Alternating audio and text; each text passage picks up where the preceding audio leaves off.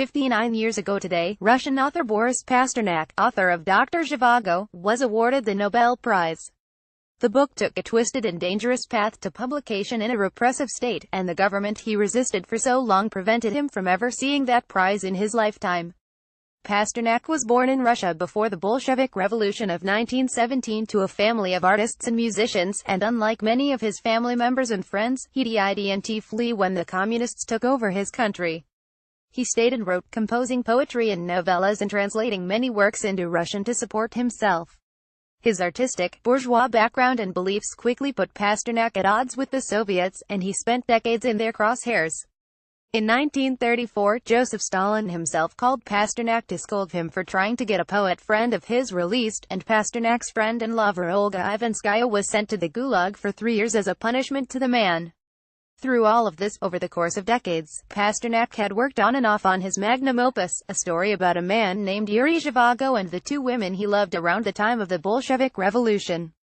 He submitted it for publication in the Soviet Union in 1955, but it was rejected for its anti-Soviet messages, with the country's foreign minister writing that it was malicious libel of the USSR.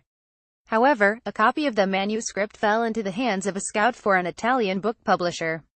Working for a Western publisher was verboten for Soviet authors, but Ivanskaya convinced Pasternak to take a chance, and Pasternak agreed to have the book translated and published in 1957. The Soviets raged against the book, but that only increased its popularity, and soon Doctor Zhivago was published in multiple languages around the world. The arch-rival of the Soviet Union, the United States, saw an opportunity to use the book and its attempted suppression as a cultural weapon against the Soviets.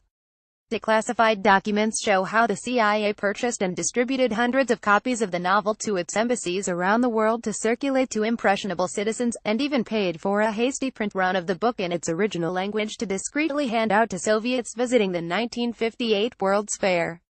Pasternak had been already repeatedly nominated for the Nobel Prize, and it appears the worldwide buzz around his new book pushed him to the top of the list in 1958. Some researchers have claimed that the CIA manipulated the Nobel Prize committee to have it awarded to Pasternak, but declassified documents show no evidence of that.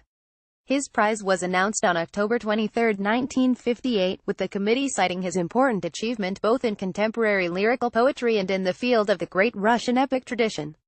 The memoirs of the author's son detail his reaction: thankful, glad, proud, confused. Read the telegram he sent back to the Nobel Committee.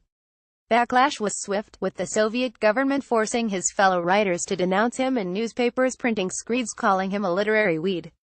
Pasternak was told if he went to Oslo to accept the prize, he would never be allowed back into the Soviet Union, so he wrote another telegram to decline the prize. I couldn't recognize my father when I saw him that evening, Yevgeny Pasternak wrote about the author after that second telegram.